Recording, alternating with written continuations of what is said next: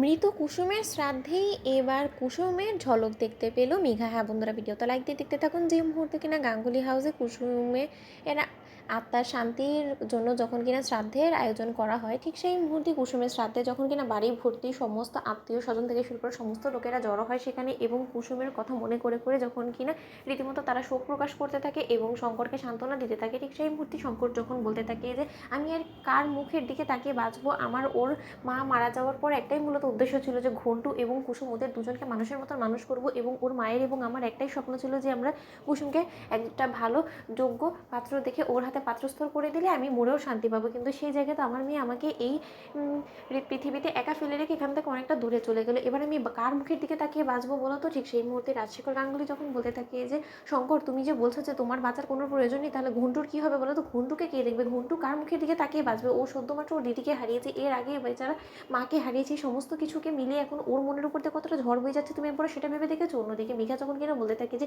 এই যাত্রায় তো আয়ুষ্মান গাঙ্গুলি তুমি বেঁচে গিয়েছো, কিন্তু আজ কোনো মতে তোমাকে বাঁচতে দেওয়া যাবে না, তোমাকে আজকে যে কোনো মূল্যে শেষ করতে হবে, এবং এর জন্য যা যা করণীয় সেই সমস্ত কিছু আমি করতে রাজি আছি। অন্যদিকে যখন কিনা সমস্ত গেস্টদের মাঝখানে হঠাৎ করে মেঘা যখন কিনা দেখতে পায় কুসুমের প্রতিচ্ছবি, এবং কুসুমকে এক ঝলক দেখা মাত্র মেঘা যখন কিনা চিৎকার করে ওঠে, এবং মেঘার চিৎকার শুনে যখন কিনা বাড়ির শুদ্ধ সমস্ত লোকেরা জড়ো হয়ে যায়, এবং মীনাক্ষী যখন কিনা বলতে থাকে যে মেঘা, তোমার কি মাথাটা খারাপ হয়ে গিয়েছে নাকি বলো তো? তুমি শুধু শুধু এরকম করে সারের মতো চিৎকার চেঁচামেচি কেন করছো বলো তো? এটা একটা শোকের বাড়ি, এবং সেই শোকের বাড়িতে এরকম করে কেউ চেঁচামেচি করে, চিৎকার চেঁচামেচি, তোমাকে তো পাগল বলবে লোকে। ঠিক সেই মুহূর্তে যখন কিনা মেঘা বলতে থাকে যে আমি এক্ষুনি এখানে কুসুমকে দেখেছি, ঠিক সেই মুহূর্তে আয়ুষ বলতে থাকে যে মেঘা, তোমার মাথা খারাপ হয়ে গেছে? একজন মৃত মানুষ যাকে কিনা আমরা রীতিমতো ওর শেষকৃত্য সম্পন্ন করে এসেছি শ্মশান ঘাটে, সেই মৃত মানুষটা যার লাশ কিনে আমরা স্বচোখে দেখেছি, সেই মানুষটা কী করে জীবিত হয়ে গাঙ্গুলি হাউসে ঢুকতে পারে বলো তো? এবং তুমি কি সমস্ত উল্টোপাল্টা কথা বলছো বলো তো? একটা মৃত মানুষকে নিয়ে এই সমস্ত নোংরা মন্তব্য করাটা কিন্তু আমি কোনো মতে অ্যাকসেপ্ট করবো না মেঘা।